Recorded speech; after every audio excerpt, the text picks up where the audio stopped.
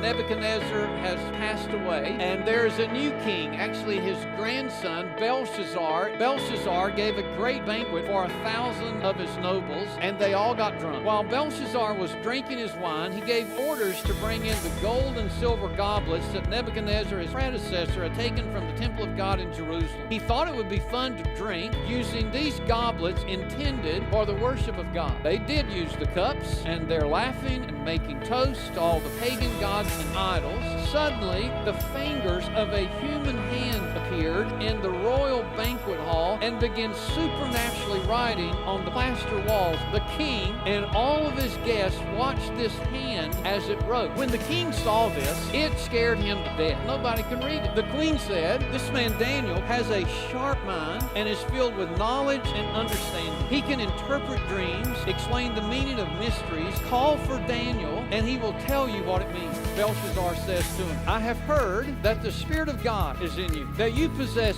brilliant knowledge and extraordinary wisdom." Daniel, through this divine revelation, actually reads it, and he's able to interpret it. He says, "Mene" means that God has numbered your days. Your reign now is coming to an end. Your time is up. Tekel means that you've been weighed on the scales of God, and you have not measured up. Then Parson means divided. Even in the midst of the bad news that Daniel gives to Belshazzar, Belshazzar still honors Daniel. But that very night, Belshazzar was slain, and Darius and Cyrus the Mede took over this kingdom. How do we become wise like Daniel? So we need to make a commitment to be a lifelong learner. Commit yourself to instruction and tune in your ears to hear the words of knowledge. Learn the lessons of the prior generation. This is where Belshazzar makes a mistake. His grandfather, Nebuchadnezzar, had made all these mistakes that he himself is making, but he didn't learn. These things occurred as examples to warn us and keep us from wanting to do the same evil things they did. Maintain a humble attitude that honors God. Reverence for the Lord is an education in itself. You must be humble before you can ever receive honor. The more you get to know God and His Word, guys, the wiser you'll become. Refuse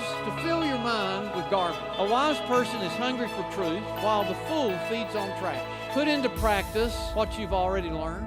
Belshazzar, he failed to put into practice what he'd already learned. Daniel said, "King Belshazzar, even though you knew all that had happened to your fathers, you didn't learn from his life, and you still refuse to humble yourself before God, who rules from heaven. If I don't humbly learn from the generations before me, I'm going to end up making the same mistakes in my life that they did."